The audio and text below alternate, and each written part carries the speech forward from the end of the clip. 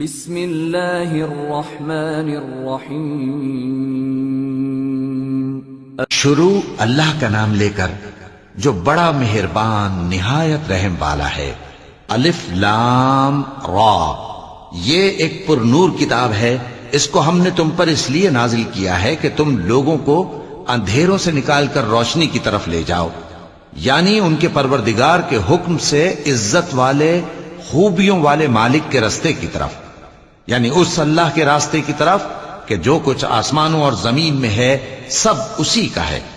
اور ان کافروں کے لیے عذاب شدید کی وجہ سے تباہی اور بربادی مقدر ہے، جو آخرت کے مقابلے میں دنیاوی زندگی کو پسند کرتے اور لوگوں کو اللہ کے راستے سے روکتے اور اس میں کجی چاہتے ہیں۔ یہ لوگ بڑے دور کی گمراہی میں ہیں، اور ہم نے کوئی پیغمبر نہیں بھیجا مگر وہ اپنی قوم کی زبان بولتا تھا تاکہ انہیں احکام الہی کھول کھول کر بتا دے۔ پھر اللہ جسے چاہتا ہے گمراہ رہنے دیتا ہے اور جسے چاہتا ہے ہدایت دیتا ہے، اور وہ غالب ہے، حکمت والا ہے۔ اور ہم نے موسیٰ کو اپنی نشانیاں دے کر بھیجا کہ اپنی قوم کو تاریکیوں سے نکال کر روشنی میں لے جاؤ اور ان کو اللہ کے دن یاد دلاؤ، اور اس میں ان لوگوں کے لیے جو صابر و شاکر ہیں نشانیاں ہیں۔ اور جب موسیٰ نے اپنی قوم سے کہا کہ اللہ نے جو تم پر مہربانیاں کی ہیں ان کو یاد کرو، جبکہ اس نے تم کو فرعون کی قوم سے رہائی بخشی، وہ لوگ تمہیں برے برے عذاب دیتے تھے اور تمہارے بیٹوں کو مار ڈالتے تھے اور تمہاری لڑکیوں کو زندہ رہنے دیتے تھے، اور اس میں تمہارے پروردگار کی طرف سے بڑی آزمائش تھی۔ اور جب تمہارے پروردگار نے تم کو آگاہ کیا کہ اگر شکر کرو گے تو میں تمہیں زیادہ دوں گا، اور اگر ناشکری کرو گے تو یاد رکھو کہ میرا عذاب بھی سخت ہے۔ اور موسیٰ نے صاف صاف کہہ دیا کہ اگر تم اور جتنے اور لوگ زمین میں ہیں سب کے سب ناشکری کرو تو بھی اللہ بے نیاز ہے، قابل تعریف ہے۔ بھلا تم کو ان لوگوں کے حالات کی خبر نہیں پہنچی جو تم سے پہلے تھے، یعنی نوح اور عاد اور سمود کی قوم اور جو ان کے بعد تھے، جن کا علم اللہ کے سوا کسی کو نہیں۔ جب ان کے پاس ان کے پیغمبر نشانیاں لے کر آئے تو انہوں نے اپنے ہاتھ ان کے منہوں پر رکھ دیے کہ خاموش رہو، اور کہنے لگے کہ ہم تو تمہاری رسالت کو تسلیم نہیں کرتے، اور جس چیز کی طرف تم ہمیں بلاتے ہو ہم کو اس میں بھاری شک ہے۔ ان کے پیغمبروں نے کہا، کیا تم کو اللہ کے بارے میں شک ہے جو آسمانوں اور زمین کا پیدا کرنے والا ہے؟ وہ تمہیں اس لیے بلاتا ہے کہ تمہارے گناہ بخشے اور ایک مدت مقرر تک تم کو مہلت دے۔ وہ بولے کہ تم تو ہمارے ہی جیسے آدمی ہو، تمہارا یہ منشا ہے کہ جن چیزوں کو ہمارے بڑے پوجتے رہے ہیں ان کے پوجنے سے تم ہمیں روک دو، تو اچھا کوئی کھلی دلیل لاؤ، یعنی معجزہ دکھاؤ۔ پیغمبروں نے ان سے کہا کہ ہاں ہم تمہارے ہی جیسے آدمی ہیں، لیکن اللہ اپنے بندوں میں سے جس پر چاہتا ہے نبوت کا احسان کرتا ہے، اور ہمارے اختیار کی بات نہیں کہ ہم اللہ کے حکم کے بغیر تم کو تمہاری فرمائش کے مطابق معجزہ دکھائیں۔ اور اللہ ہی پر مومنوں کو تو بھروسہ رکھنا چاہیے، اور ہم کیوں اللہ پر بھروسہ نہ رکھیں حالانکہ اس نے ہم کو ہمارے دین کے سیدھے رستے بتائے ہیں، اور جو تکلیفیں تم ہم کو دیتے ہو اس پر ہم صبر کریں گے، اور اہل توکل کو تو اللہ ہی پر بھروسہ رکھنا چاہیے۔ اور جو کافر تھے انہوں نے اپنے پیغمبروں سے کہا کہ یا تو ہم تم کو اپنے ملک سے باہر نکال دیں گے یا تم ہمارے مذہب میں واپس آ جاؤ۔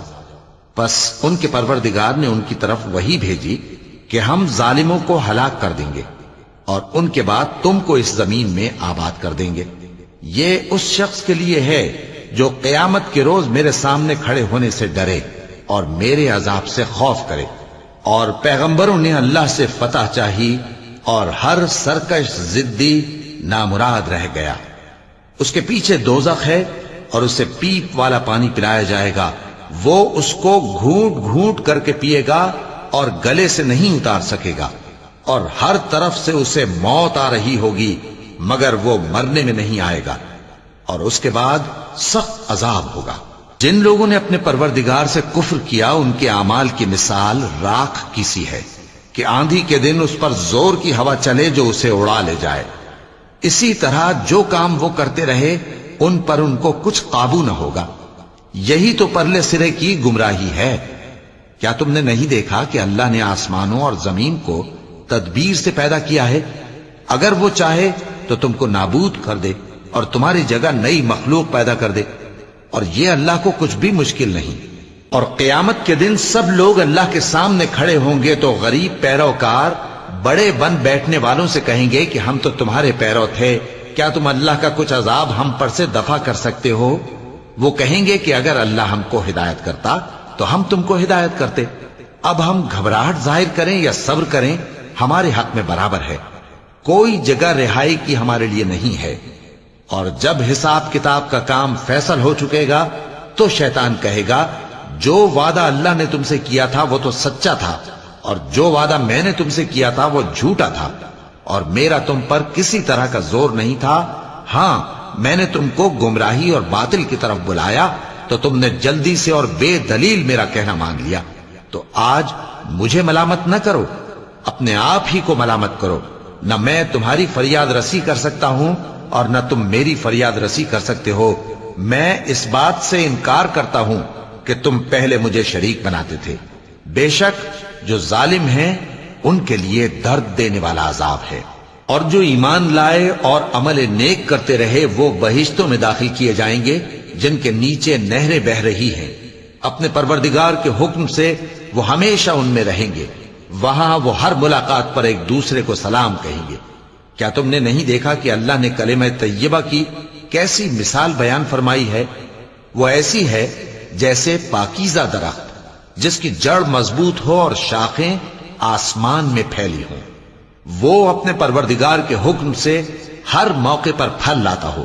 اور اللہ لوگوں کے لیے مثالیں بیان فرماتا ہے تاکہ وہ نصیحت حاصل کریں۔ اور ناپاک بات یعنی غلط عقیدے کی مثال ناپاک درخت کی سی ہے کہ وہ زمین کے اوپر ہی سے اکھیڑ کر پھینک دیا جائے، اس کو ذرا بھی قرار و ثبات نہیں۔ اللہ مومنوں کے دلوں کو صحیح اور پکی بات سے دنیا کی زندگی میں بھی مضبوط رکھتا ہے اور آخرت میں بھی رکھے گا۔ اور اللہ بے انصافوں کو گمراہ کر دیتا ہے، اور اللہ جو چاہتا ہے کرتا ہے۔ کیا تم نے ان لوگوں کو نہیں دیکھا جنہوں نے اللہ کے احسان کو ناشکری سے بدل دیا اور اپنی قوم کو تباہی کے گھر میں لا اتارا، یعنی دوزخ میں، کہ سب ناشکرے اس میں داخل ہوں گے اور وہ برا ٹھکانہ ہے۔ اور ان لوگوں نے اللہ کے شریک مقرر کیے کہ لوگوں کو اس کے رستے سے گمراہ کریں۔ کہہ دو کہ چند روز فائدے اٹھا لو، آخر کار تم کو دوزخ کی طرف لوٹ کر جانا ہے۔ اے پیغمبر، میرے مومن بندوں سے کہہ دو کہ نماز پڑھا کریں، اور اس دن کے آنے سے پیشتر جس میں نہ اعمال کا سودا ہوگا اور نہ دوستی کام آئے گی، ہمارے دیے ہوئے مال میں سے پوشیدہ اور علانیہ خرچ کرتے رہیں۔ اللہ ہی تو ہے جس نے آسمانوں اور زمین کو پیدا کیا اور آسمان سے مے برسایا، پھر اس سے تمہارے کھانے کے لیے پھل پیدا کیے اور کشتیوں اور جہازوں کو تمہارے زیر فرمان کیا تاکہ وہ سمندر میں اس کے حکم سے چلیں، اور نہروں کو بھی تمہارے زیر فرمان کیا، اور سورج اور چاند کو تمہارے لیے کام میں لگا دیا کہ دونوں دن رات ایک ڈگر پر چل رہے ہیں، اور رات اور دن کو بھی تمہاری خاطر کام میں لگا دیا، اور جو کچھ تم نے مانگا سب میں سے تم کو عنایت کیا۔ اور اگر اللہ کے احسان گننے لگو تو شمار نہ کر سکو، مگر لوگ نعمتوں کا شکر نہیں کرتے۔ کچھ شک نہیں کہ انسان بڑا بے انصاف ہے، ناشکرا ہے۔ اور جب ابراہیم نے دعا کی کہ اے میرے پروردگار، اس شہر کو لوگوں کے لیے امن کی جگہ بنا دے، اور مجھے اور میری اولاد کو اس بات سے کہ بتوں کی پرستش کرنے لگیں بچائے رکھیو۔ اے پروردگار، انہوں نے بہت سے لوگوں کو گمراہ کیا ہے، سو جس شخص نے میرا کہا مانا وہ میرا ہے، اور جس نے میری نافرمانی کی تو تو بخشنے والا ہے، مہربان ہے۔ اے پروردگار، میں نے اپنی اولاد ایک وادی میں جہاں کھیتی نہیں، تیرے عزت و ادب والے گھر کے پاس لا بسائی ہے۔ اے پروردگار، تاکہ یہ نماز پڑھیں، سو تو لوگوں کے دلوں کو ایسا کر دے کہ ان کی طرف جھکے رہیں، اور ان کو میووں سے روزی دیتے رہنا تاکہ تیرا شکر کریں۔ اے پروردگار، جو بات ہم چھپاتے اور جو ظاہر کرتے ہیں تو سب جانتا ہے، اور اللہ سے کوئی چیز مخفی نہیں، نہ زمین میں نہ آسمان میں۔ اللہ کا شکر ہے جس نے مجھ کو بڑی عمر میں اسماعیل اور اسحاق بخشے، بے شک میرا پروردگار دعا سننے والا ہے۔ اے پروردگار، مجھ کو ایسی توفیق عنایت کر کہ نماز پڑھتا رہوں اور میری اولاد کو بھی یہ توفیق بخش۔ اے پروردگار میری دعا قبول فرما۔ اے پروردگار حساب کتاب کے دن میری اور میرے ماں باپ کی اور مومنوں کی مغفرت کیجو۔ اور مومنوں یہ نہ سمجھنا کہ یہ ظالم جو کام کر رہے ہیں اللہ ان سے بے خبر ہے، وہ ان کو اس دن تک مہلت دے رہا ہے جبکہ دہشت کے سبب آنکھیں پھٹی کی پھٹی رہ جائیں گی اور لوگ سر اٹھائے ہوئے میدان قیامت کی طرف دوڑ رہے ہوں گے، ان کی نگاہیں خود اپنی طرف لوٹ نہ سکیں گی اور ان کے دل مارے خوف کے ہوا ہو رہے ہوں گے۔ اور لوگوں کو اس دن سے آگاہ کر دو جب ان پر عذاب آ جائے گا، تب ظالم لوگ کہیں گے کہ اے ہمارے پروردگار ہمیں تھوڑی سی مہلت عطا کر تاکہ ہم تیری دعوت توحید قبول کریں اور تیرے پیغمبروں کے پیچھے چلیں۔ تو جواب ملے گا کیا تم پہلے قسمیں نہیں کھایا کرتے تھے کہ تم کو اس حال سے جس میں تم ہو زوال نہیں ہوگا؟ اور جو لوگ اپنے آپ پر ظلم کرتے تھے تم ان کے مکانوں میں رہتے تھے اور تم پر ظاہر ہو چکا تھا کہ ہم نے ان لوگوں کے ساتھ کس طرح کا معاملہ کیا تھا اور تمہارے سمجھانے کے لیے مثالیں بیان کر دی تھیں۔ اور انہوں نے بڑی بڑی تدبیریں کی اور ان کی سب تدبیریں اللہ کے ہاں لکھی ہوئی ہیں۔ گو وہ تدبیریں ایسی غضب کی تھیں کہ ان سے پہاڑ بھی ٹل جائیں۔